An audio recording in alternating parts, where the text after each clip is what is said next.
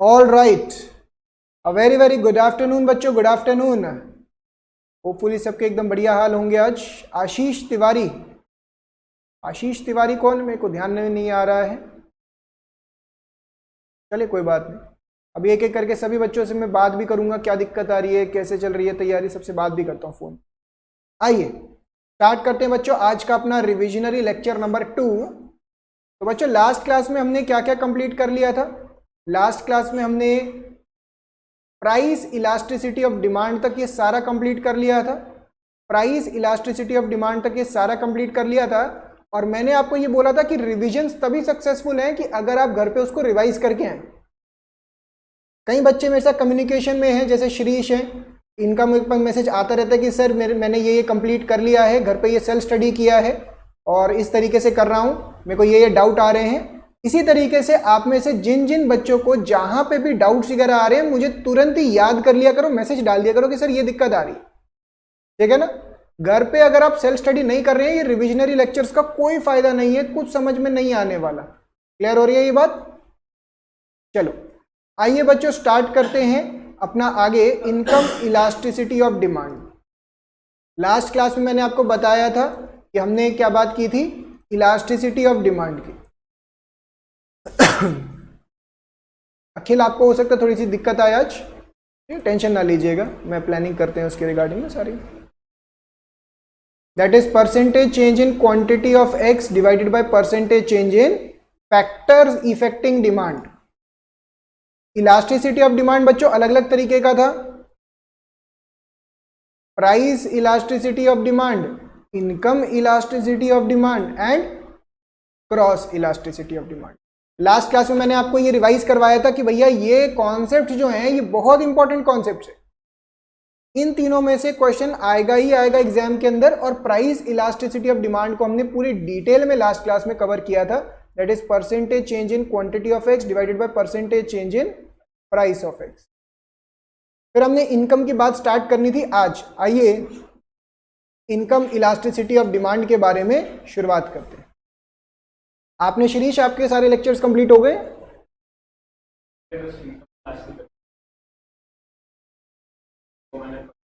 समझ में आ गया था। तो आइए बच्चों इनकम इलास्टिसिटी ऑफ डिमांड का रिकैप लेते हैं। इनकम इलास्टिसिटी ऑफ डिमांड का मतलब क्या है, percentage change in quantity of X divided by percentage change इन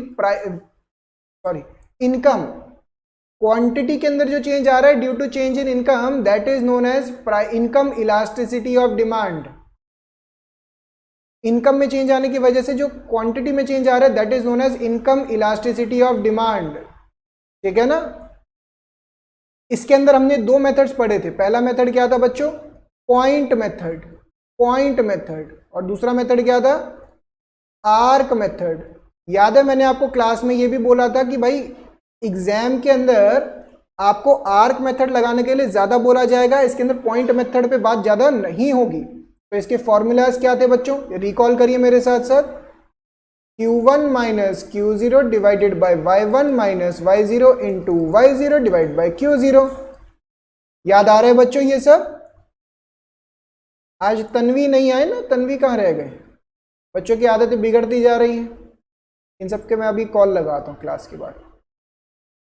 और आर्क मेथड का फॉर्मूला क्या था बच्चों, Q1 minus Q0 divide bye Y1 minus Y0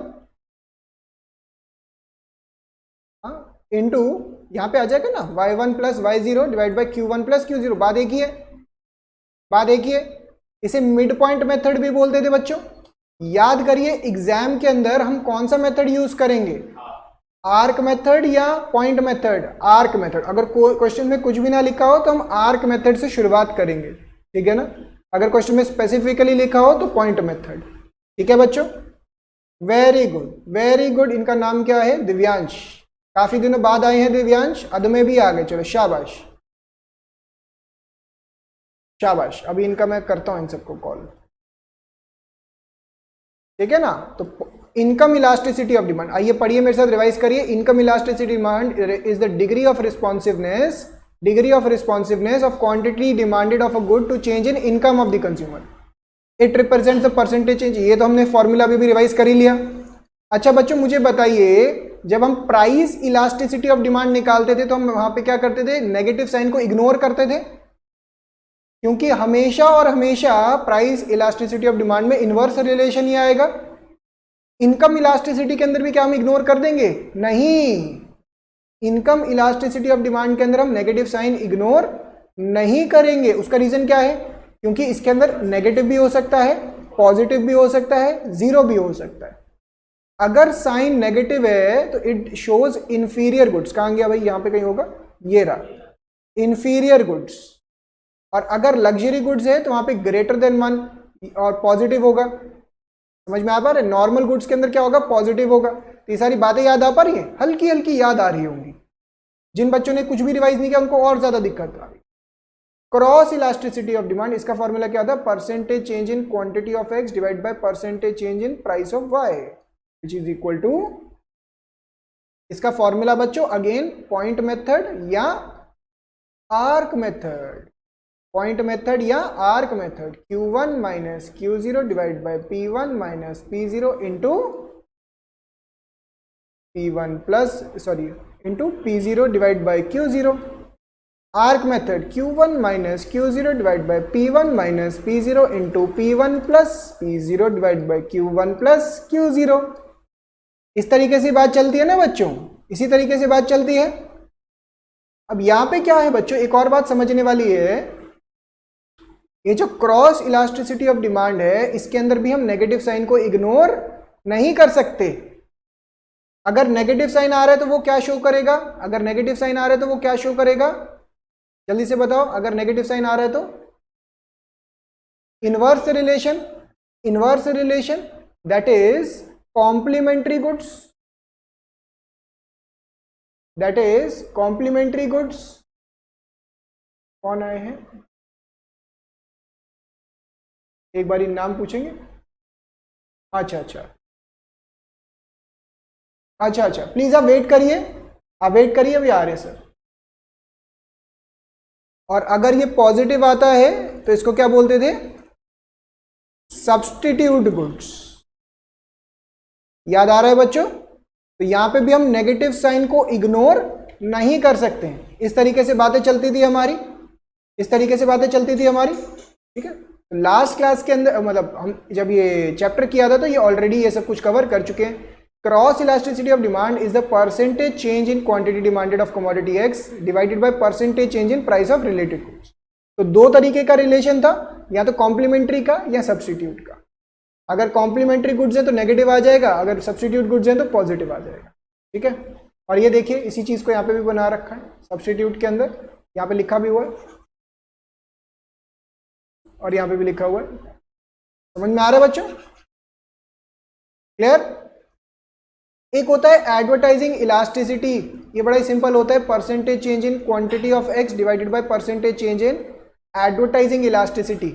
ये बड़ा ही सिंपल सा है, सिंपल सी बात करता है। देखो एडवर्टीजमेंट पे अगर हम खर्चा बढ़ाएंगे तो डिमांड ऑटोमेटिकली बढ़ेगा, एडवर्टीजमेंट पे खर्चा घटाएंगे तो डिमांड गिरेगा। तो इसके अंदर सिर्फ और सिर्फ पॉजिटिव इलास्टिसिटी होता है। इसमें से एग्जाम में क्वेश्चन आने के चांसेस बिल्कुल भी नहीं, बहुत कम परसेंटेज, ठीक है ना। तो अगर इसके ऊपर एडवर्टीजमेंट पे खर्चा बढ़ाएंगे तो डिमांड बढ़ेगा, एडवर्टीजमेंट पे खर्चा गिराएंगे तो डिमांड गिरेगा। तो सिंपल सी बात है, इसके अंदर ज्यादा दिमाग लगाने की जरूरत नहीं है हमें।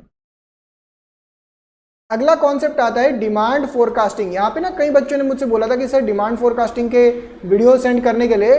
बच्चों demand forecasting from the point of view of examination इतना ज्यादा इंपॉर्टेंट नहीं है। डिमांड फोरकास्ट, फोरकास्ट का मतलब ही क्या होता है? फ्यूचर को प्रेडिक्ट करना, फ्यूचर को प्रेडिक्ट करना।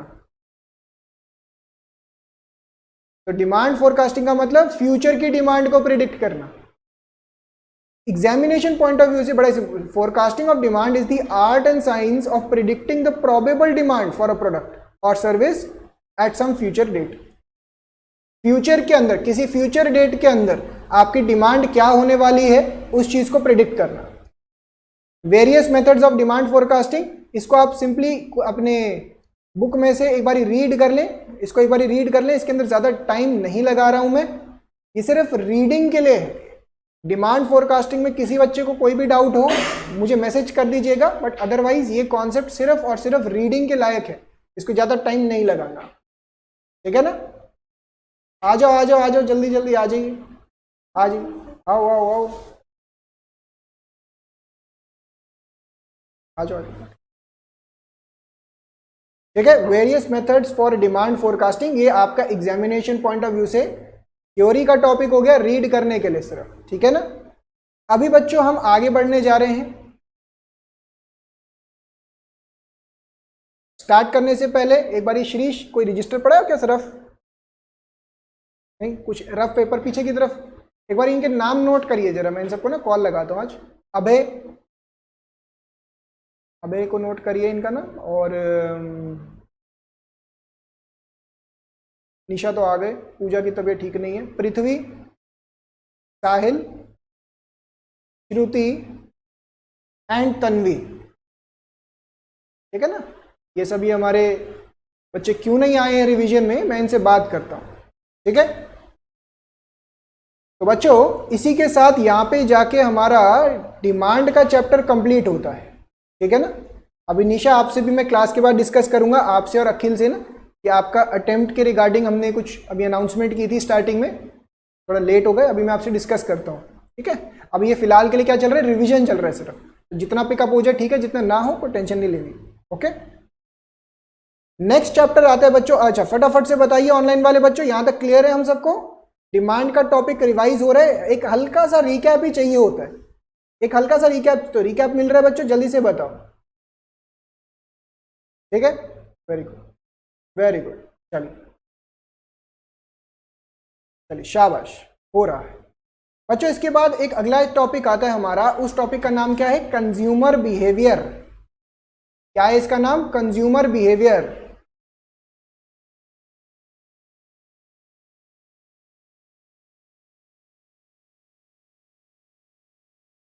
बच्चों कंज्यूमर बिहेवियर के पॉइंट ऑफ व्यू से आपको याद होगा कि दो तरीके के अप्रोचेज होते हैं, एक होता है कार्डिनल यूटिलिटी अप्रोच और एक होता था ordinal utility approach. Cardinal utility approach जिसके बारे में ये सारा कुछ लिखा हुआ है, और एक होता था ordinal utility approach, that is indifference curve approach. Indifference curve approach, इसके बारे में दो तरीके के अप्रोचेज होते थे, एक था कार्डिनल जिसको किसने इंट्रोड्यूस किया था, एल्फ्रेड मार्शल ने, और ऑर्डिनल यूटिलिटी अप्रोच जिसको किसने इंट्रोड्यूस किया था, हिक्स एंड एलन ने। तो ये सारे नाम आपको स्ट्राइक होने चाहिए। यूटिलिटी का मतलब ही क्या होता है, satisfying power of a commodity, satisfying power, want satisfying power of a commodity, इसको यूटिलिटी बोलते हैं। और इसको मेजर करने के लिए जो टर्मिनोलॉजी यूज करते हैं उसको क्या बोलते हैं, यूटिल्स। जैसे वेट को मेजर करने के लिए किलो यूज करते हैं, वैसे ही सेटिस्फैक्शन, यूटिलिटी का मतलब क्या है बच्चों, सेटिस्फैक्शन, वांट सेटिस्फाई करने के लिए, उसको मेजर करने के लिए कौन सा यूनिट यूज करते हैं हम, यूटिल्स। समझ में आ रहा है यहां तक? Next, law of diminishing marginal utility. बच्चों नाम से क्या समझ में आता है, डिमिनिशिंग का मतलब डिक्रीजिंग, मार्जिनल का मतलब एडिशनल, यूटिलिटी का मतलब सेटिस्फैक्शन। ये किसने इंट्रोड्यूस किया था बच्चों, ये इंट्रोड्यूस कर रखा है कॉन्सेप्ट एल्फ्रेड मार्शल ने, एल्फ्रेड मार्शल ने, ठीक है ना। एल्फ्रेड मार्शल ने ये कॉन्सेप्ट इंट्रोड्यूस कर रखा है। इन्होंने बोला है कोई भी आप चीज कंटिन्यूअसली कंज्यूम करते जाओगे तो उससे सेटिस्फैक्शन गिरता चला जाएगा। जैसे आप गोलगप्पे खाने जाते हैं, पहला गोलगप्पा खाते हैं तो बड़ा मजा आता है, दूसरा खाते हैं तो कम मजा आता है, तीसरा खाते हैं, चौथा, पांचवा, 10 तक पहुंचेंगे तो लगेगा बेकार है, इसके गोलगप्पे तो बड़े बेकार, ऐसा लगता है ना। पहले गोलगप्पा बड़ा अच्छा लगता है, धीरे धीरे उसका सेटिस्फैक्शन गिरता चला जाता है। इसी को बोलते हैं law of diminishing marginal utility. This is cardinal approach, consumer behaviour को मेजर करने के लिए कार्डिनल अप्रोच है ये। समझ में आ रही है बात? इसके अंदर ना फर्दर काफी ज्यादा डिटेल में आता है। एक आता है टोटल यूटिलिटी। टोटल यूटिलिटी का मतलब क्या है, टोटल सेटिस्फैक्शन।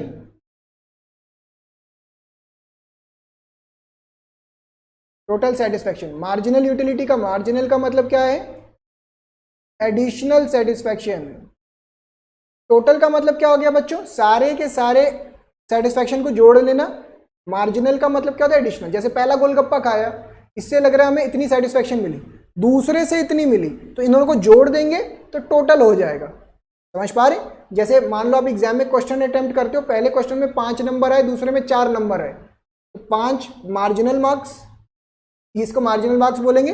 अगर दोनों को ऐड करते हैं तो उसे बोलेंगे टोटल मार्क्स। वैसे ही पहला गोलगप्पा खाया उससे सेटिस्फेक्शन क्या मिला, दूसरा खाया उससे क्या मिला, दोनों को जोड़ दिया तो टोटल यूटिलिटी। समझ में आ पा रहा है? समझ में आ पा रहा है? Next, consumer surplus. बच्चों ये वाला कॉन्सेप्ट बड़ा ही इंपॉर्टेंट होता है। यहाँ पे मैंने ज़्यादा इसके बारे में लिखवा नहीं रखा है, बट मैं हल्का सा इसको अच्छे से रिकैप करवाता हूँ। आइए, आप सबकी बुक्स के अंदर ना इसको जो बुक्स चेक करेंगे तो बुक्स के अंदर बड़ी डिटेल में गिवन है ये। वहाँ पे इसकी अजम्पशंस गिवन है, law of diminishing marginal utility, ये सब लिमिटेशंस गिवन है, उसको एक बार आप रीड कर लेंगे। कंज्यूमर सरप्लस का मतलब क्या होता है, ध्यान से देखिए। This is marginal utility, marginal utility. और एक और डायग्राम भी करवा देता हूं साथ साथ में, इधर देखिए ध्यान से।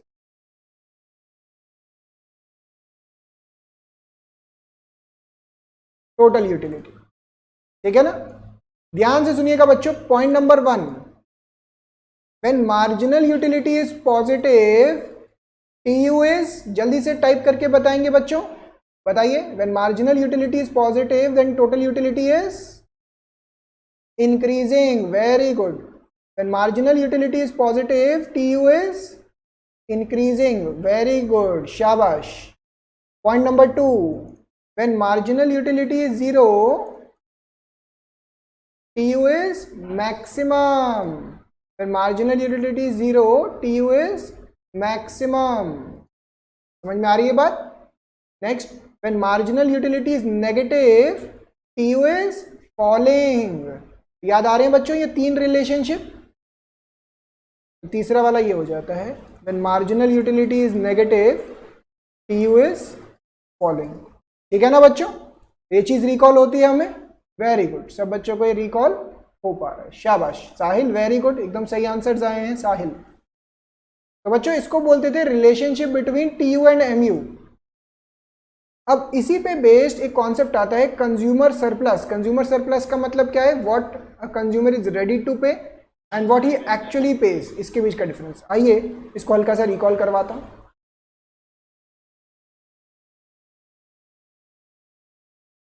ये कौन सा कर्व बन गया बच्चों? This is marginal utility curve. क्या है ये?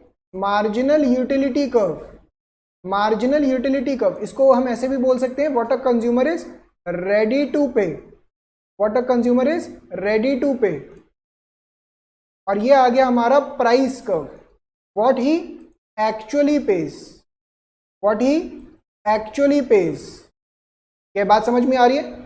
What a consumer is ready to pay, what he actually pays। आपको याद होगा जब मैंने क्लास में ये वाला एग्जाम्पल करवाया था तो मैंने एक जैकेट का शायद एग्जाम्पल लिया था। जिन जिन बच्चों ने पढ़ रखा है, मैंने एक जैकेट का एग्जाम्पल लिया था कि कंज्यूमर जैकेट के लिए कितना पैसा देने के लिए तैयार है और एक्चुअल में कितना पैसा दे रहा है, इन दोनों के बीच का फर्क। अगर किसी बच्चे को याद नहीं है तो टेंशन ना लें। विशाल कहाँ चले गए? विशाल बाबू कहाँ चले गए भाई? बुलाओ विशाल बाबू को, बुलाओ जल्दी से। तान्या, तान्या जल्दी से विशाल बाबू को बोलो आने के लिए। Tanya, Yashi, what a consumer is ready to pay. अब ये यहाँ पे देखिए ध्यान से, what is ready to pay, what he actually pays, इस वाले ट्रायंगल को इसको बोलते हैं, क्या बोलते हैं इसको? Consumer surplus. ये जो हाईलाइटेड पोर्शन है ना, जिसको मैं हाईलाइट कर रहा हूं,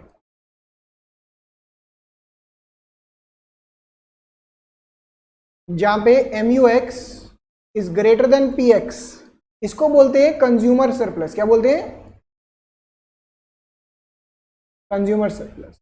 और इस वाले पॉइंट को बोलते हैं बच्चों, यहां पे देखिए क्या बराबर है, MUX is equal to PX, इसको बोलते हैं कंज्यूमर इक्विलिब्रियम। जो जो बच्चे साथ साथ में रिवाइज कर रहे हैं फटाफट से, कुछ भी कॉपी करने की रिक्वायरमेंट लगे तो कॉपी करते जाएं, ठीक है ना? कुछ भी कॉपी करने की रिक्वायरमेंट लगे तो कॉपी करते जाएं। समझ में आ रही है? आप दोनों को पिक हो पा रहे? थोड़ा थोड़ा, या पूरा पूरा? थोड़ा थोड़ा पीछे। अखिल, पूरा पूरा, थोड़ा थोड़ा आ रहा है? चलो बहुत बढ़िया। अगर 11th का याद आ रहा है, शाबाश शाबाश। तो ये वाला हमारा कॉन्सेप्ट होता था कंज्यूमर सरप्लस का। तो देखिए इसके बारे में बस इतना लिखा हुआ है, what a consumer is ready to pay minus what he actually pays. समझ में आती है? नेक्स्ट, अब बच्चों इसके बाद देखिए, आप याद करिए कि हमारे कार्डिनल अप्रोच के अंदर कई सारी कमियां थी। याद आ रहा है थोड़ी थोड़ी वर्डिंग्स? हमारे कार्डिनल अप्रोच में कई सारी कमियां थी। सबसे बड़ी कमी क्या थी कि हम यूटिलिटी को मेजर करने का वहां पे एजम्पशन लेते थे। आप बताइए रियल लाइफ में क्या आप सेटिस्फेक्शन को मेजर कर सकते हो? नहीं मेजर कर सकते। मैं आपको बोलूं कि आज आप बहुत खुश हो, कितने रुपए खुश हो, बता सकते हो? कोई नहीं बता सकता। तो रियल लाइफ में आप सेटिस्फेक्शन को मेजर नहीं कर सकते, क्योंकि ध्यान से वर्डिंग सुनिएगा, क्योंकि कार्डिनल अप्रोच में कई सारी कमियां थी, तभी ऑर्डिनल अप्रोच आया। ऑर्डिनल अप्रोच किसने इंट्रोड्यूस किया था बच्चों, जल्दी से बताओ? हिग्स एंड एलन ने। ऑनलाइन वाले बच्चे जो जो लिखने का मन करे साथ साथ में प्लीज इसको लिखते जाएं, ताकि बाद में भूल ना जाए। ऑर्डिनल अप्रोच बोलते हैं इसको, ऑर्डिनल अप्रोच। ऑर्डिनल यूटिलिटी भी बोल सकते हैं इसको। सबसे पहला कॉन्सेप्ट आता है यहाँ पे इंडिफरेंस कर्व का। बच्चों इंडिफरेंस कर्व का कॉन्सेप्ट क्या कहता था? It shows various combination, all those combination of two goods which give same level of satisfaction to the consumer। याद आ रहा है थोड़ा थोड़ा? कोई भी कोई भी गुड्स का दो गुड्स का कॉम्बिनेशन जो हमें सेम लेवल ऑफ सेटिस्फैक्शन देगा। इंडिफरेंस मैप का मतलब क्या होता था? It represents a collection of many indifference curves where each curve represents certain level of satisfaction. Higher the indifference curve, higher the level of satisfaction. ये देखिए, ये properties बहुत इंपॉर्टेंट है बच्चों, वेरी इंपॉर्टेंट। आइए एक एक करके प्रॉपर्टीज आपके साथ रिकॉल करते हैं। सबसे पहली property, indifference curve is downward sloping to the right. दूसरी property, it is convex to the origin. कोई भी बच्चा मुझे बता सकता है इन दोनों का क्या रीजन था? इट इज डाउनवर्ड स्लोपिंग क्यों और कॉन्वेक्स क्यों होता है? पॉइंट नंबर 1 2 करके टाइप करके मुझे बताएं।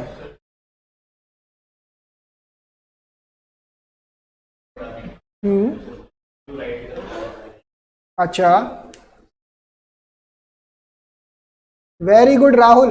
राहुल ने अच्छे से रिवाइज करा, शाबाश राहुल, बहुत बढ़िया, एकदम सही लिखा है अभी तक। तो अभी तक आपका भी जवाब सही है।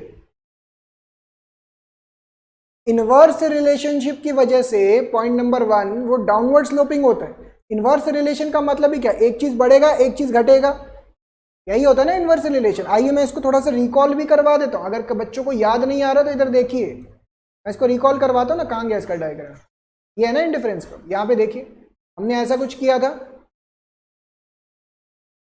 बच्चों बताते जो, अगर कोई भी दिक्कत आ रही है ना, नहीं समझ में आ रहा, बोलो सर नहीं समझ में आ रहा, आपको पूरा रिकैप करवाया जाएगा प्रॉपरली। तो उसमें टेंशन थोड़ी ना है, आपको मना कर रहे हैं कोई।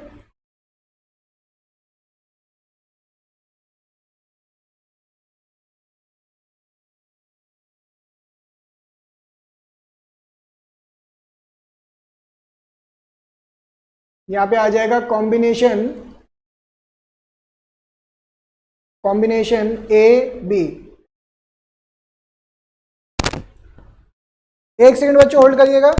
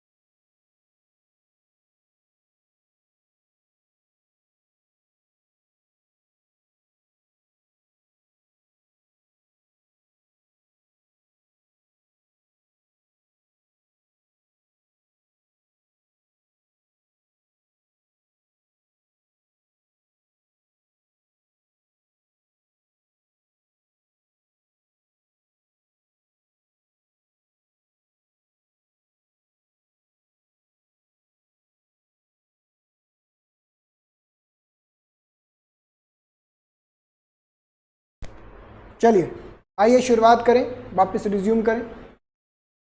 तो कॉम्बिनेशन हो गया बच्चों, प्रोडक्ट ए हो गया, प्रोडक्ट बी हो गया, और यहां पे आ गया एमआरएस। एमआरएस का फुल फॉर्म क्या था बच्चों? Marginal rate of substitution. Marginal rate of substitution.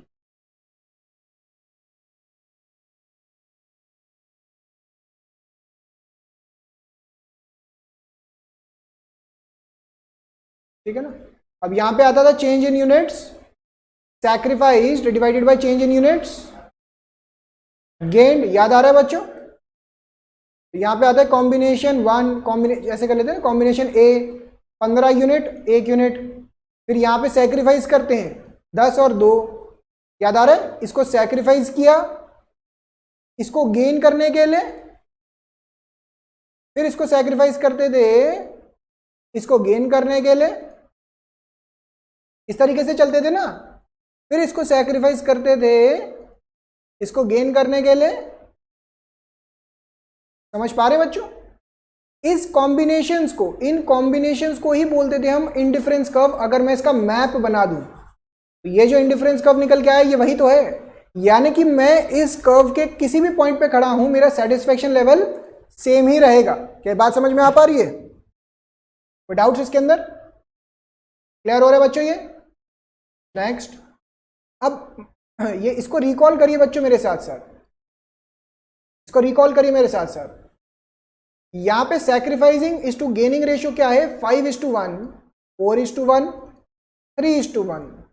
तो MRS marginal rate of substitution जो है ये बढ़ रहा है या घट रहा है?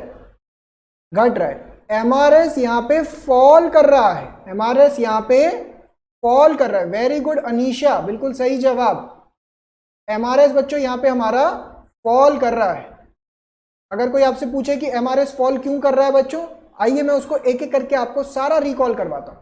पहले इस एग्जाम्पल के अंदर किसी बच्चे को कोई डाउट? क्लियर है आपको? तो बच्चों पहली प्रॉपर्टी थी कि indifference curve slopes downward to the right. अब देखिए इंडिफरेंस कर्व का ना ये दिमाग में रखिएगा, ये देखिए अपने दिमाग में ये इंडिफरेंस कर्व बनाइए अपने दिमाग में, और ये इसको ऐसे याद रखिएगा, ऐसे, ठीक है ना। यहाँ पे x आ गया, यहाँ पे y आ गया। Indifference curve slopes downward to the right, उसका रीजन क्या है? एक चीज बढ़ेगी तो एक चीज घटेगी। तो यहाँ पे इसका रीजन क्या हो जाता है बच्चों? ड्यू टू इनवर्स या नेगेटिव रिलेशन। ये बात समझ में आती है? दूसरा, it is convex to the origin. इसका रीजन क्या है बच्चों? Because MRS marginal rate of substitution is falling. ये समझ में आता है? MRS हमारा गिर रहा है। MRS गिर क्यों रहा है? MRS गिर क्यों रहा है बच्चों? होता क्या है कि जब आपके पास कोई चीज एक्स्ट्रा आ जाती है ना, ज्यादा आ जाती है, तो आप उसके लिए कम सैक्रिफाइस करना चाहते हो। जैसे बचपन में याद करिए, बचपन में जब आपके पास टॉफी नहीं होती थी तो टॉफी पाने के लिए आप ज्यादा सैक्रिफाइस, ज्यादा काम करने के लिए तैयार थे। बट जब आज के टाइम पे आपके पास इतनी टॉफी आ चुकी है, आपको लगता है यार ये तो पड़ी हुई है, क्या दिक्कत है। जब कोई चीज आपके पास ज्यादा बढ़ जाती है तो आपके दिमाग में उसका सेटिस्फेक्शन लेवल चेंज हो जाता है। आप कहते हो यार ये इसकी ज्यादा जरूरत नहीं। जब ज्यादा चीज कोई मिल जाती है ना तो ऐसा ही लगता है। तो उसके अंदर भी देखिए, हमारे एग्जाम्पल के अंदर देखिए, हमारे एग्जाम्पल के अंदर देखिए, हमारे एग्जाम्पल में देखिए, यहाँ पे क्या हो रहा था कि पहले हमारे पास सिर्फ इसका एक ही क्वांटिटी था। जब इसका क्वांटिटी बढ़ने लग गया ना, हमें लगा यार ये चीज ज्यादा सैक्रिफाइस करने की जरूरत नहीं है। तो इसका एक रीजन तो होता था कि बिकॉज MRS इज फॉलिंग। उसका रीजन क्या था? Because they are imperfect substitutes. क्या होते हैं बच्चों ये? Imperfect substitutes. जिन बच्चों को रिकॉल नहीं हो रहा है, कोई डाउट आ रहा है, प्लीज मुझे टाइप करके बताते जाएं, प्लीज मुझे टाइप करके बताते जाएं कि सर ऐसे ऐसे डाउट आ रहा है। दूसरी बात, किसी बच्चे को कोई भी डाउट रह जाए, उसको वीडियो देखनी हो, बैकअप चाहिए हो, तो मुझे प्लीज मैसेज डालिएगा, आपको सारी चीज का बैकअप सपोर्ट मिलेगा, ठीक है ना। तो आप में से किसी बच्चे को कुछ भी सपोर्ट की रिक्वायरमेंट रहे मुझे बताएं, आपको पूरा सपोर्ट मिलेगा। क्लियर बच्चों? पेपर आ रहे हैं, पढ़ाई चालू कर दीजिए, मेरी तरफ से कोई सपोर्ट चाहिए पूरा सपोर्ट देंगे आप मैसेज डालो, पूरा आपको 100% सपोर्ट मिलेगा। क्लियर हो रही है? साहिल चौधरी आपको भी कह रहा हूं मैं, बस टाइपिंग ही कर रहे हैं, तब से नालायक का कोई मैसेज नहीं आया। देखिए तब से टाइप कर रहे हैं, 15 मिनट हो गए हैं। साहिल चौधरी इस टाइपिंग, कुछ तो लिखिए साहिल। इसके ना 2 स्पेशल केसेस भी होते थे, याद करिए बच्चों। इसके स्पेशल केस क्या होते थे?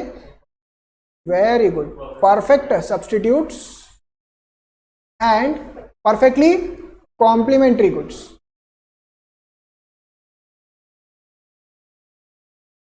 ठीक है ना। अब परफेक्ट सब्स्टिट्यूट्स के अंदर कैसा डायग्राम बनता था बच्चों? पैरेलल लाइन, ऐसे नहीं सॉरी, पैरेलल लाइन ऐसे बनता था, स्ट्रेट लाइन डाउनवर्ड स्लोप। और परफेक्ट सब्स्टिट्यूट्स के अंदर ऐसा, ये एल शेप्ड, ठीक है ना। अब ये क्यों बनता है, क्या बनता है, इसके लॉजिक को तो मैं अभी इतनी डिटेल में नहीं लेके जा पाऊंगा। अभी मैं सिर्फ आपके डाउट्स, मतलब ऐसा समझ लीजिए कि रिकैप, ब्रश अप चल रहा है। आप सबको ना लास्ट में जो टचअप चाहिए होता है, ये वो चल रहा है। तो आप अगर नहीं याद आ रहा तो पेपर जाके रिवाइज करो, फिर कोई डाउट आ रहा है उसके अंदर या नहीं याद आ रहा मुझे बताओ, मेरे समझने से भी नहीं आ रहा मुझे फिर बताओ, मैं आपको वीडियो शेयर करूंगा। बट अब मेहनत करने का टाइम आ चुका है। क्लियर है बच्चों ये बात? ऑनलाइन वाले बच्चों ध्यान रखिए, वेरी गुड। अच्छा नहीं कर रहे, शाबाश। अमन आपको समझ में आ रहा है? अमन बाबू आज तो आप कुछ बोले ही नहीं, बस आपकी यहाँ पे सबको शक्ल दिखाई दे रही है, सभी कह रहे हैं अमन बाबू को क्या हो गया, आज कुछ बोल नहीं रहे अमन बाबू। यहाँ पे किसी को सुनाई नहीं दे रहा, आपको टाइप करके भेजना पड़ेगा अमन बाबू। हाँ, आज अमन बाबू का मेरे पास कॉल आया, बड़े ही परेशान हो रखे थे, कह रहे थे सर आज मेरी तबीयत ठीक नहीं है, मैं कैसे क्लास अटेंड करूं। फिर मैंने इनको बोला कि भैया आ जाओ, ऑनलाइन आ जाओ। बट मुझे पता है ना कि ऑनलाइन में वो बात नहीं बन पाएगी आपकी, आपको आना ही पड़ेगा क्लास में। अमन बाबू। तीसरा, two indifference curve can never intersect each other. चौथा, it will never touch X axis, any axis, it will never touch the axis. कौन से एक्सिस? एक्स एक्सिस भी नहीं टच करेगा कभी भी, ना वाई एक्सिस टच करेगा, दोनों में से कोई एक्सिस भी नहीं है टच करेगा। यानी कि कोई भी क्वांटिटी जीरो नहीं हो सकती, quantity can never be equal to zero for any product. क्या ये बात समझ में आई, भाषा समझ में आई? Next, higher the indifference curve higher the level of satisfaction. Higher the, sir नहीं करा मैं टाइप, अभी तो लिखा है ना, दोबारा से लिख दिया क्या? Higher the indifference curve higher the level of satisfaction, ये तो समझ में आता ही है, जितना ज्यादा ऊपर की तरफ जाएंगे इंडिफरेंस कर्व के उतना ज्यादा सेटिस्फैक्शन लेवल बढ़ता चला जाएगा। चलिए आगे बढ़ते हैं बच्चों। नेक्स्ट, ये देखिए MRS, marginal rate of substitution का यहाँ पे फॉर्मूला भी गिवन है, MUX डिवाइड बाय MUY। इसको आप ऐसे लिख सकते हैं, change in units sacrificed divided by change in units gained. क्या बात समझ में आ रही है बच्चों? क्लियर? Next, budget line. बच्चों बजट लाइन का मतलब क्या होता था? हमारे पास एक गिवन बजट है, जैसे आप याद करिए बचपन के वो दिन, घर वाले आपको 500 रुपए पॉकेट मनी देते हैं, 100 रुपए पॉकेट मनी देते हैं, 50 रुपए पॉकेट मनी देते थे, कहते थे जी ले अपनी जिंदगी। और बच्चा उसके अंदर क्या देखता था कि मेरे को इसके अंदर कितनी टॉफी मिल जाएगी, क्या क्या चॉकलेट, सारे कॉम्बिनेशन एक्सप्लोर करता था, फिर अपना डिसीजन लेता था कि इस 50 रुपए में 100 रुपए में कितना कितना वो खरीद सकता है। ऐसे ही होता था ना, उसे ही बोलते हैं बजट लाइन, कि आपके पास एक गिवन इनकम है, एक गिवन बजट है, उसके अंदर आप क्या क्या खरीद सकते हो, उसके सारे कॉम्बिनेशंस को बोलते हैं बजट लाइन। समझ पा रहे हो? फॉर एक एग्जांपल देता हूं मैं, ऐसा समझिए आपकी जेब में पड़े 100 रुपए, 50 रुपए, एक प्रोडक्ट है X, एक प्रोडक्ट है Y, ये है 5 रुपए का, ये है 10 रुपए का। तो आप इसके क्या क्या कॉम्बिनेशन खरीद सकते हो? पहला कॉम्बिनेशन 5 यूनिट इसके खरीद लिए, इसके 0। दूसरा कॉम्बिनेशन इसके 4 यूनिट खरीद लिए, इसके 2। तीसरा इसके 3, इसके 4। ऐसे ही हो सकता है ना, इसके 2, इसके 6, इसका 1, इसका 8, इसका 0, इसका 10, यही कॉम्बिनेशन खरीद सकते हो ना। बच्चा यही तो करेगा, समझ रहे हो? इसे ही बोलते हैं, जब इसको मैं ड्रॉ करता हूं ना, इसको जब मैं ड्रॉ करता हूं, इसका ऐसा लाइन बनता है। कैसा लाइन बनता है? ऐसा, ये देखो स्ट्रेट लाइन, स्ट्रेट लाइन। इसे कहते हैं बजट लाइन। क्या बोलते हैं? इसे कहते हैं बजट लाइन। क्या समझ में आ पा रहा है बच्चों? क्या समझ में आ पा रहा है? बजट लाइन की क्या क्या प्रॉपर्टीज थी? पहला, it is downward sloping, it is downward sloping. दूसरा, it is straight line, it is straight line. और तीसरा, it touches Y and X axis, it touches X and Y axis. Clear हो रही है बच्चों ये बात?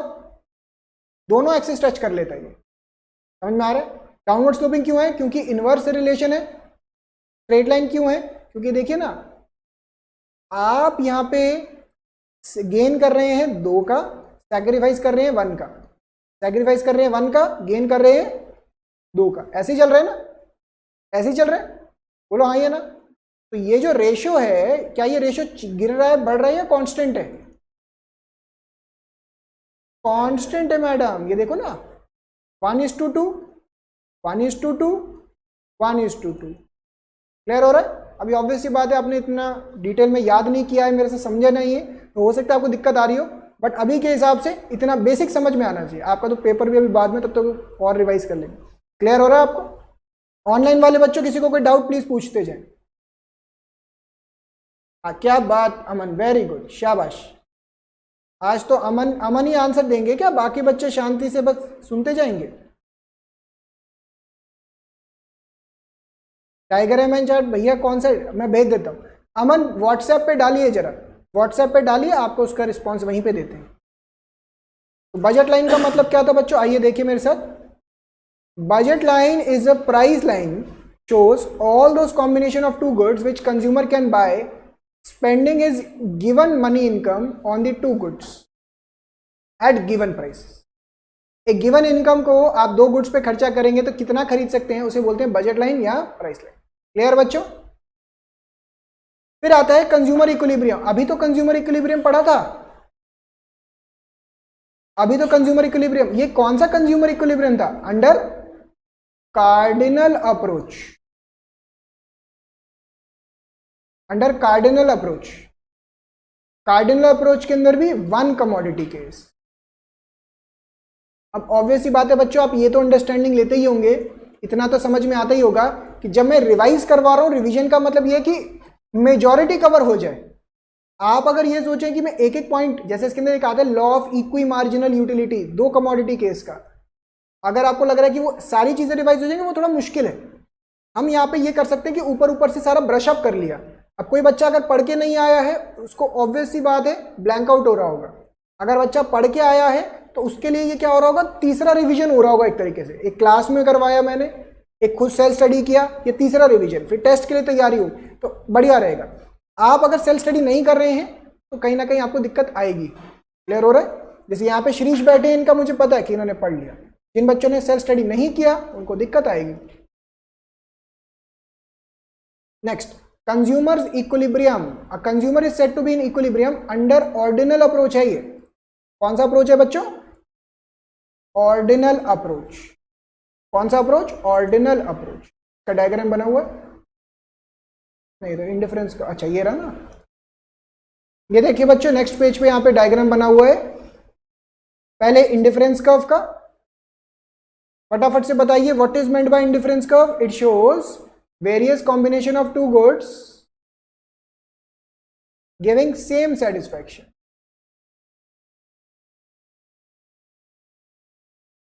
Giving same satisfaction. ठीक है ना, इस तरीके से बात रहती है। ठीक है, इसी तरीके से अब ये देखिए, ये क्या आ गया, consumer equilibrium under which approach? Ordinal approach. Ordinal approach. अब ये देखिए, इतने सारे इंडिफरेंस कर्व बना रखे हैं। ये हो गया इंडिफरेंस मैप प्लस ये जो स्ट्रेट लाइन जा रही है, ये क्या है? Budget line. बच्चों ये Q वाले पॉइंट पे, Q वाले पॉइंट पे हमारा इक्विलिब्रियम है। Q वाले पॉइंट, Q वाले पॉइंट पे क्या होता है, मैं लिख देता हूं इसके यहां पे wording. Indifference curve is tangent to budget line. जहां पे इंडिफरेंस कर्व बजट लाइन के साथ टेंजेंट होगा, उस पॉइंट पे हम इक्विलिब्रियम पे होंगे। क्या बात समझ में आती है? क्या बात समझ में आती है? तो ये वाले पॉइंट को बोलेंगे, यहां पे बोलेंगे हम, क्या बोलेंगे भैया, ये पॉइंट पे इक्विलिब्रियम है। Marginal rate of substitution indifference curve का is equal to MUX divide by PX। अच्छा ये थोड़ा सा इन्होंने कट कर रखा है यहाँ पे, आइए मैं इसको पूरा करवा, ये देखिए यहाँ पे लिखा हुआ, a consumer is said to be in equilibrium when he is deriving maximum possible satisfaction from the goods and is in no position to rearrange his purchase of goods. समझ में आ रही है? नेक्स्ट, कंज्यूमर इक्विलिब्रियम पे कब होगा? Where the budget line is tangent to the indifference curve, और जब ये टेंजेंट होगा तब MUX divided by PX shall be equal to MUY divided by PY, that is MUX divided by MUY is equal to PX divided by PY। क्या ये समझ में आ पा रहा है बच्चों? तो कंज्यूमर बिहेवियर वाले चैप्टर के अंदर बस इतना ही था। फटाफट से बताइए ऑनलाइन वाले बच्चों, क्या आपको क्लियर है? फिर हम सप्लाई का रिवीजन स्टार्ट करते हैं। जल्दी से सारे बच्चे टाइप करके बताएं यस और नो, जल्दी से, शाबाश। अगर किसी बच्चे को भी लग रहा है कि नहीं सर कोई टॉपिक डिटेल में थोड़ा सा करवा दीजिए, मैं करवा दूंगा, क्योंकि फाइनल रिवीजन चल रहे हैं आपके। फाइनल रिवीजन मतलब इसके बाद सीधा पेपर ही आने हैं। किसी बच्चे को कोई डाउट लग रहा है? डायग्राम में डाउट है, व्हाट्सएप करिए अमन। अब व्हाट्सएप करना पड़ेगा आपको। अब यहाँ पे आपका डाउट पहले समझने में मुझे टाइम लग जाएगा, तो आप मुझे व्हाट्सएप ड्रॉप करिए। अभी मैं कह रहा था कि आप यहाँ पे आ जाते ज़्यादा बढ़िया रहता। व्हाट्सएप ड्रॉप करिए अमन। आपको क्लियर है श्रीश जी? Doubt clear? हाँ अच्छा, आपको कोई नहीं, ये तो वेट कर रहे हैं कब हमारा शुरू होगा, कोई बात नहीं, उसके अंदर ना और एकदम क्लियर हो जाएगा, कोई दिक्कत। चलिए आइए बच्चों अगला टॉपिक स्टार्ट करते हैं। अगला टॉपिक क्या है? सप्लाई। आइए, ये हमारे चैप्टर नंबर 2 का आखिरी टॉपिक है। हमारे चैप्टर नंबर 2 में कितने टॉपिक थे बच्चों? 3 टॉपिक्स। पहला डिमांड, कंज्यूमर बिहेवियर, सप्लाई। तो सप्लाई ना बड़ा छोटा सा लिमिटेड सा टॉपिक है। अगर आपको डिमांड समझ में आ गया, सप्लाई यूं चुटकियां बजाते ही खत्म हो जाए, ठीक है ना? नहीं नहीं नहीं, डायरेक्ट रिलेशन। यस, जब हम बच्चों सप्लाई की बात कर रहे हैं तो किसके पॉइंट ऑफ व्यू से बात कर रहे हैं? खरीदार के, बेचने वाले के पॉइंट ऑफ व्यू से? बेचने वाले, प्रोड्यूसर, सेलर, मैन्युफैक्चरर, इनके पॉइंट ऑफ व्यू से बात चल रही है। इसका मतलब क्या होता है? It refers to the amount of goods और services that producers are willing and able to offer to the market at various prices during a given. इसे बोलते हैं बच्चों फ्लो कॉन्सेप्ट। क्या बोलते हैं? Flow concept. ध्यान से समझिए, एक दुकानदार ने एक दुकान चला रहा है, जूते की दुकान है। यहाँ पे जूते ही जूते, जूते ही जूते, जूते ही जूते। जैसे लड़कियां शॉपिंग करने जाते हैं, शॉपिंग में तो मजा आता होगा नहीं? शॉपिंग में तो लड़कियों को थोड़ा ज्यादा इंजॉयमेंट रहता है, सही बात है। तो वहां पे कहीं शॉपिंग करने जा रहे हैं, जूते ही जूते या सैंडल ही सैंडल लगे हुए हैं आसपास, तो क्या सारे सैंडल बिक जाते हैं उसके? जरूरी थोड़ी ना। जो सैंडल डिस्प्ले में लगे हुए हैं और वो बेचने के लिए तैयार है, उसे सप्लाई बोलेंगे। वो सामान बिक गया या नहीं बिक गया उससे मतलब नहीं है। जैसे आप हलवाई वाले की दुकान पे जाएंगे, वहां पे बर्फियां लाइन लगा के लगी होती है कि भैया इस रेट पे खरीद लो। अब वो सामान बिक गया या नहीं बिक गया इससे कोई मतलब नहीं है। सप्लाई का मतलब क्या है? Ready and willing and able. ये देखिए, बेचने के लिए तैयार है और एबल भी है। बेचने के लिए तैयार भी है और एबल भी, इसे बोलते हैं supply. During a given period of time, इस स्टेटमेंट की वजह से it is a flow concept. एक टाइम पीरियड में मेजर होता है, 1 साल में, 2 साल में, 6 महीने के अंदर कितना बेचने के लिए तैयार है। अगला आता है बच्चों फैक्टर्स इफेक्टिंग सप्लाई। ओ सबसे इंपॉर्टेंट फैक्टर्स एक एक करके डिस्कस करते हैं। बच्चों मुझे बताओ, एक कॉमन सा सिनेरियो है, बड़े ध्यान से अपने दिमाग में रखिएगा। एक सप्लायर ज्यादा सामान कब बेचना चाहेगा? जब उसको प्रॉफिट ज्यादा होगा। प्रॉफिट ज्यादा होगा, वो सप्लाई ज्यादा करके बेचेगा, यही बात होती है। अब यहां पे आप ऐसा सोचिए कि आप सप्लायर हो, ठीक है ना? उसके हिसाब से सोचिएगा और लॉजिकली आपको समझ में आएगा आराम से। अगर प्राइस, सबसे इंपॉर्टेंट फैक्टर तो यही है बच्चों, मुझे बताइए, अगर प्राइस बढ़ेगा तो सप्लाई बढ़ेगा, प्राइस गिरेगा तो सप्लाई, यानी कि प्राइस और सप्लाई के बीच में कैसा रिलेशन है? Direct, that is positive relation. समझ पा रहे हैं? यही डिमांड में कैसा था? इनवर्स, नेगेटिव, इनडायरेक्ट, ऐसे कई सारे टर्मिनोलॉजीज थे। यहां पे क्या है? Direct, positive relation. इसके फैक्टर्स क्या है? Price of related goods, factors, price of factors that is cost of production, cost कितनी है, state of technology, government policy के अंदर आता है टैक्स या सब्सिडी, ठीक है ना? फिर nature of competition, size of industry, other factors. तो मैं सबके डिटेल में तो नहीं जा रहा हूं, सबसे इंपॉर्टेंट वाला जो है वो यही वाला है। क्लियर हो रहा है? इसे ही लॉ ऑफ सप्लाई भी बोलते हैं, इसे ही लॉ ऑफ सप्लाई भी बोलते हैं। जैसे लॉ ऑफ डिमांड क्या था बच्चों, याद करिए, थोड़ा सा रिकॉल करिए, लॉ ऑफ डिमांड क्या था, प्राइस बढ़ेगा डिमांड घटेगा, प्राइस घटेगा डिमांड बढ़ेगा, other factors remaining constant. Law of demand क्या बोलता था, प्राइस और डिमांड में कैसा रिलेशन है, inverse relation keeping other factors. वैसे ही लॉ ऑफ सप्लाई बोलता है कि प्राइस और सप्लाई के बीच में कैसा रिलेशन है, डायरेक्ट रिलेशन है, कीपिंग अदर फैक्टर्स कांस्टेंट। तो इसको पढ़िए, it states that when the price of goods rises the corresponding quantity supplied increases and when it reduces the direct relation between price and quantity supplied keeping other factors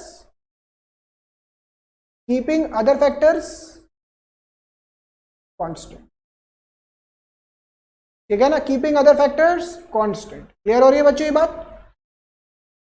चलिए next, इसे बोलते हैं law of supply. Next आता है बच्चों shifting. अच्छा, इसके फिर छोटे मोटे डायग्राम भी आते हैं। शिफ्टिंग और एक और था ना, शिफ्टिंग और मूवमेंट कहाँ गया, मूवमेंट नहीं अभी लिखा नहीं है, एक मिनट रुके,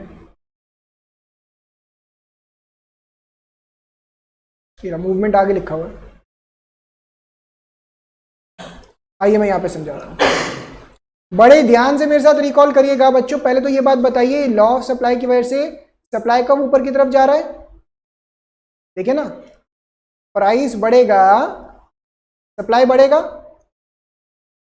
ये कैसा रिलेशन है, it is a positive relation, it is upward sloping curve showing a positive relation between price and quantity supplied. समझ में आ रही है? इसे क्या कहते हैं, इसे कहते हैं सप्लाई कर्व। क्या कहते हैं, सप्लाई कर्व। क्लियर हो रही है बच्चों ये बात? कोई डाउट यहां तक?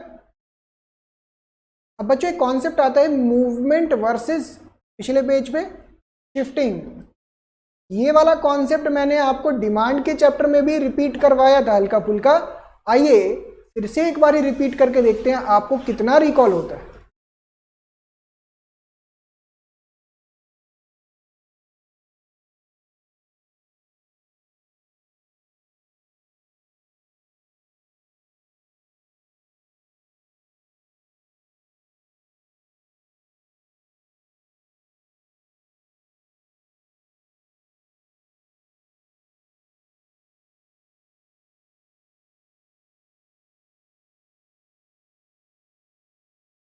याद करिए बच्चों मेरे साथ साथ आराम आराम से। पॉइंट नंबर 1, जब प्राइस के अंदर चेंज आता है, जब प्राइस ऑफ द कमोडिटी के अंदर चेंज आता है तो उसकी वजह से क्या होता है बच्चों, मूवमेंट होता है, movement along the supply curve. Other factors यहां पे क्या रहते हैं, कांस्टेंट। इसकी वजह से होता है अपवर्ड मूवमेंट या डाउनवर्ड मूवमेंट। अपवर्ड मूवमेंट कब आएगा, जब प्राइस बढ़ेगा, डाउनवर्ड मूवमेंट कब आएगा, जब प्राइस घटेगा। इसकी वजह से होगा एक्सपेंशन, ये देखिए एक्सपेंशन, प्राइस बढ़ने की वजह से, और ये अपवर्ड मूवमेंट। समझ पा रहे हैं एरोस? किसी बच्चे को कोई डाउट एरोस के अंदर, बोलो हाँ या ना। इसे बोलते हैं कॉन्ट्रैक्शन, इसी का ऑपोजिट। ऑनलाइन वाले बच्चों किसी को भी कोई डाउट, नो नो सर मतलब कोई डाउट है आपको अनीशा, या क्लियर है? अगर क्लियर है तो टाइप करें क्लियर जल्दी से, शाबाश, क्लियर। नेक्स्ट,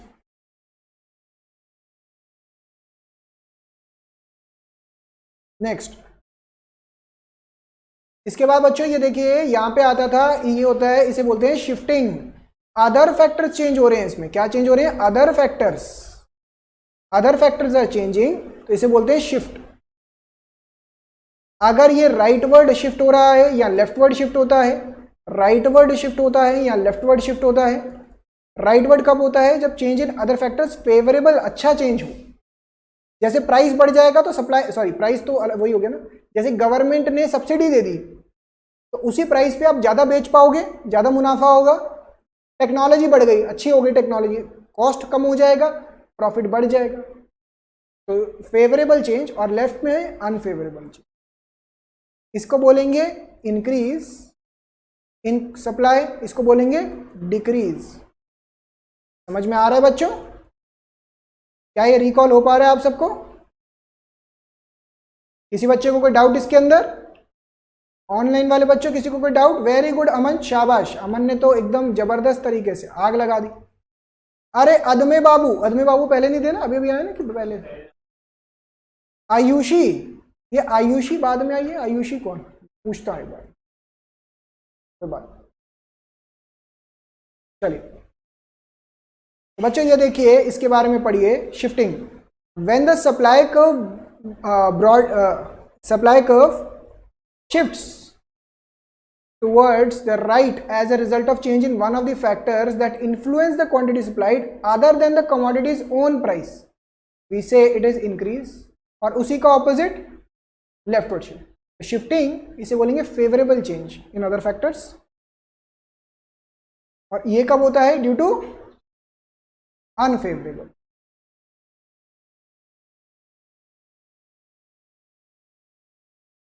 ठीक है ना? और अगले पेज पे देखिए, यहाँ पे मूवमेंट के बारे में लिखा हुआ है। When quantity supplied of a good increases as a result of increase in price, it is known as upward movement. समझ पा रहे हैं बच्चों? और इसका रिवर्स डाउनवर्ड मूवमेंट। तो ये वाले कॉन्सेप्ट पे भी बहुत बारी इंस्टीट्यूट क्वेश्चन पूछता है मूवमेंट के ऊपर। Upward movement, downward movement, shifting, leftward shift, rightward shift, demand का, सप्लाई का। तो कंफ्यूजन क्रिएट होता है बच्चे के दिमाग में। और आखिरी टॉपिक आता है बच्चों इलास्टिसिटी ऑफ सप्लाई। आपके सिलेबस के अकॉर्डिंग सिर्फ एक ही टाइप ऑफ इलास्टिसिटी है, that is price elasticity of supply, percentage change in quantity supply divide by percentage change in price. फटाफट से बच्चों मुझे ये बात बताइए, प्राइस और सप्लाई के बीच में कैसा रिलेशन है? पॉजिटिव या नेगेटिव? पॉजिटिव रिलेशन है। पॉजिटिव का मतलब क्या है? प्राइस बढ़ेगा सप्लाई बढ़ेगा, प्राइस गिरेगा सप्लाई गिरेगा, यही रिलेशन हुआ ना? तो क्या यहाँ पे नेगेटिव साइन आएगा? नहीं आएगा। हमेशा क्या आंसर आएगा? Always positive. ये बात समझ में आती है? Always positive. It is a measure of responsiveness of quantity supply to change in price. आपके सिलेबस में सिर्फ एक ही है, that is price elasticity of supply. अब अगेन देखिए, is equal to 0, less than 1, equal to 1, same to same वही lines के ऊपर। तो जरा जूम इन करके देखते हैं। Perfectly inelastic, perfectly elastic, relatively less elastic का मतलब percentage change in quantity is less than percentage change in price, percentage change in quantity is equal to percentage change in price, percentage change in quantity is greater than percentage change in price. समझ में आया बच्चों ये? समझ में आया बच्चों ये?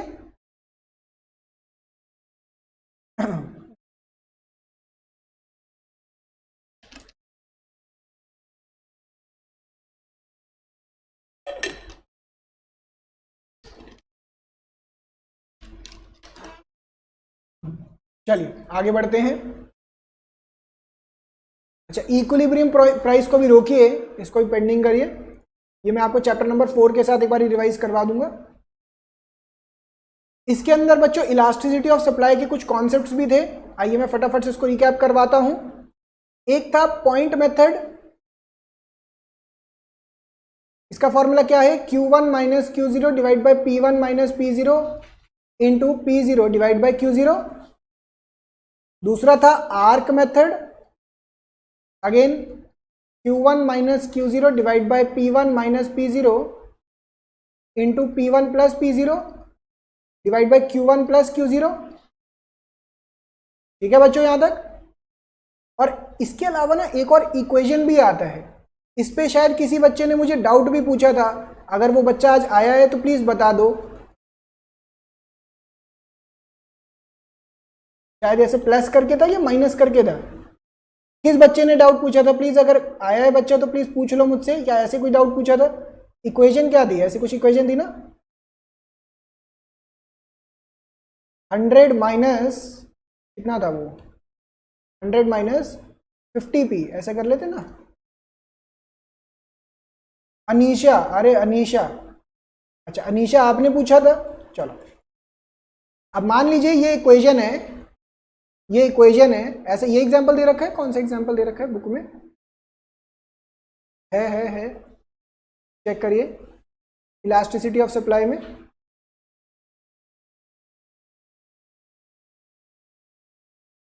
बुक दिखाना, बुक देना।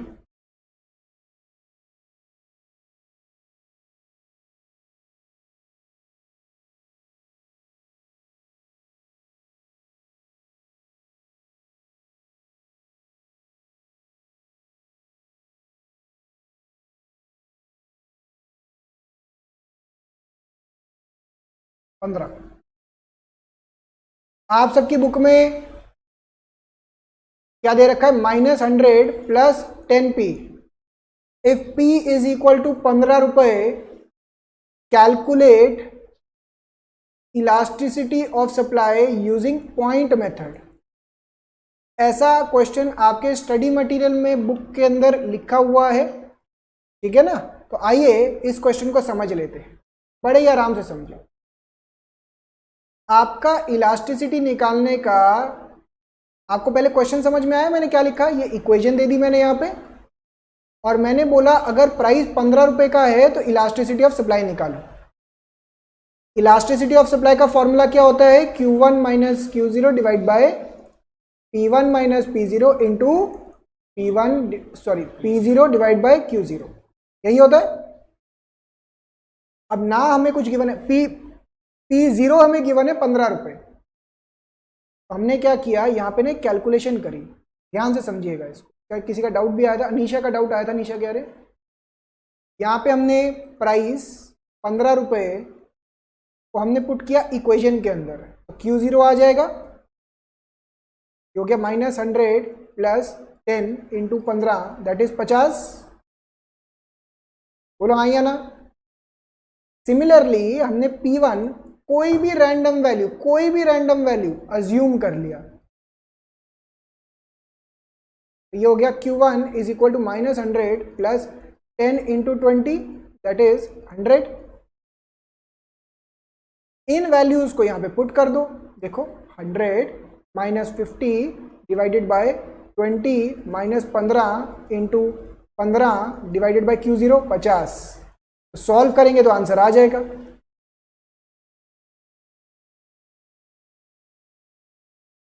समझ में आया बच्चों आंसर? क्लियर है यहां तक? हम रिपीट करूं कुछ?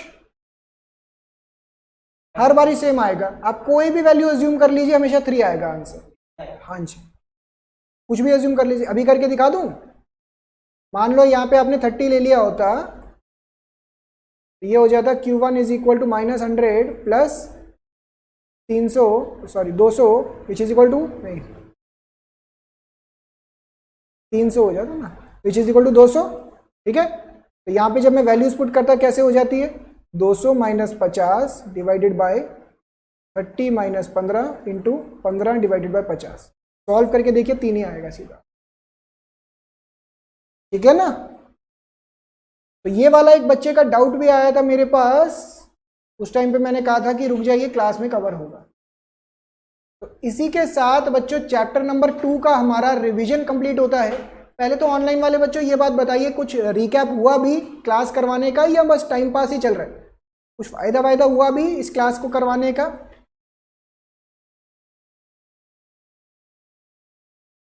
अदमे कह रहे बाय बाय, नालायक बच्चे। अभी मैं पकड़ता हूँ एक सबसे, चल बहुत बढ़िया। अब बच्चों आगे का ध्यान से सुनिए, अब हमारा चैप्टर नंबर 2 कंप्लीट हो चुका है रिवीजन। अब हम इसका टेस्ट रखेंगे वीकेंड पे, कमिंग वीकेंड पे इसका टेस्ट होगा चैप्टर नंबर 2 का। और कमिंग अब ना आने वाले टाइम में ध्यान से सुनिएगा, ऑनलाइन वाले बच्चों प्लीज ध्यान से सुनिए। इस वीकेंड आपका चैप्टर नंबर 2 का क्वेश्चंस का हम एक टेस्ट रख लेते हैं, ठीक है ना। ज्यादा क्वेश्चंस नहीं, थोड़े बहुत क्वेश्चंस ही प्रैक्टिस के लिए, 20 क्वेश्चन, 25 क्वेश्चन, 30 क्वेश्चन ऐसे दे दूंगा, और आपकी बुक में से ही दूंगा भाई ये क्वेश्चंस करके दिखाइए। क्लास में बैठेंगे इकट्ठे करेंगे, उसी टाइम पे डिस्कस करेंगे। बाकी का मैं कुछ होमवर्क दे दूंगा ताकि आपको एक पैटर्न का आइडिया तो लगे। उसके बाद हमने कमिंग वीक्स के अंदर पहले चैप्टर नंबर 3 निपटाना है, फिर 4 निपटाना है। तो आप सभी बच्चों का यही होमवर्क है कि अब हमने क्या करना है बच्चों, ध्यान से सुनिए। चैप्टर नंबर 3 आप सभी इकोनॉमिक्स का घर पे रिवाइज करना स्टार्ट कर दें। घर पे साइड बाय साइड बीसी के तो रिवाइज करते ही जाएं, सेल्फ स्टडी रिवीजन करते जाएं उसका, ठीक है ना। Starting with chapter number 6। Coming weekend में हम टेस्ट रखेंगे कौन से चैप्टर का, chapter number 1 of economics and chapter number 2 economics का हम इस कमिंग वीकेंड में टेस्ट रखेंगे। क्या ये क्लियर हो रहा है बच्चों आप सबको? आप सबकी जिन बच्चों का भी अटेम्प्ट आ रहा है, अब मैं वीकेंड पे क्लासेस शिफ्ट करने जा रहा हूँ। उसके कारण ये है कि ताकि आप सबको एक तो वीकडेज में सेल्फ स्टडी का टाइम मिल जाए, वीकेंड पे क्लास रखी, रिवीजन किया टॉपिक का और टेस्ट अगले दिन करके खत्म। तो ऐसे 2-3 हफ्ते के अंदर आपका पूरा रिवीजन भी हो जाएगा, नोट्स तो मैं शेयर कर चुका हूँ आप सबको, और आपका टेस्ट भी हो जाएगा। फिर हम आखिरी के अंदर 1-2 बड़े मॉक टेस्ट पेपर रखेंगे, तो कोशिश करके इसको जल्दी से जल्दी कंप्लीट करना चाह रहा हूँ मैं, ताकि आप सभी सेल्फ स्टडी की तरफ फोकस कर पाए। क्लियर हो रही है बच्चों ये बात? तो अगर आपको क्लियर है तो आज का सेशन फिर यहीं पे रोकते हैं। अच्छा एक सेकेंड, किसी बच्चे का डाउट भी आया है। अरे फोटो सीधा करके भेजो ना, ये क्या कैसे पढ़ूं मैं इसको? अनीशा मैडम फोटो सीधा करके भेजो। नहीं आपका टेस्ट नहीं है अमन, आप पहले तो अमन फेस टू फेस में आइए। आपको ना ऐसे ऑनलाइन में बड़ी दिक्कत आने वाली है, अगली क्लास में आप फेस टू फेस में आइए, ठीक है ना। ऐसे मुझको ना समझ में आ रहा है कि आप क्या कहना चाह रहे हैं। चलिए अनीशा मेरे को फोटो यहाँ तो सीधा क्या लिखा हुआ है इन्होंने, if the price elasticity of demand for wine is to be negative. अच्छा ये रहा है, if the price elasticity of demand for wine is estimated at -6, then a 20% increase in price of wine will lead to, अच्छा ये बढ़ गया तो वो डिक्रीज हो जाएगा, डैश इन दिस डिक्रीज हो जाएगा, तो कितना हो गया 20। सही आंसर तो गिवन ही नहीं है इसमें।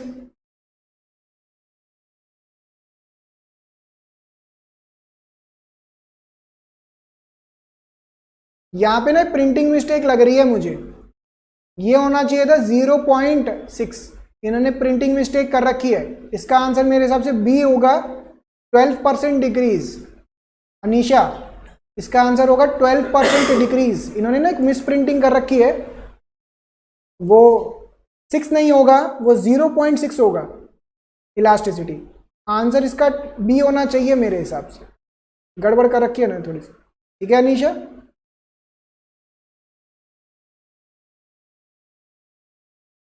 भाई अमन आप एक बारी मैसेज कर दीजिए प्लीज़, आपको जो जो डाउट है अमन आप मैसेज करिए। आपको मैंने आज बोला भी था अपना क्वेश्चन पेपर वगैरह लेकर आओ, मैं आपसे डिस्कस करता हूँ, आप मुझे मैसेज ड्रॉप करिए। चलिए तो आज का सेशन बच्चों यहीं पे रोकते हैं, ये आपका होमवर्क है कमिंग क्लासेस के अंदर।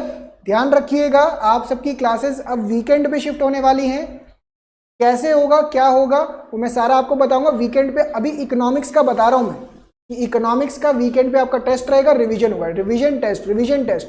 कोई डाउट्स आ रहे हैं उसी रिवीजन के अंदर ही क्लियर करे जाएंगे। समझ में आ रही है ये बात? तो आज का सेशन यहीं पे रोकते हैं, आपका होमवर्क स्क्रीन पे है, मिलते हैं आपसे नेक्स्ट सेशन में, बाय बाय।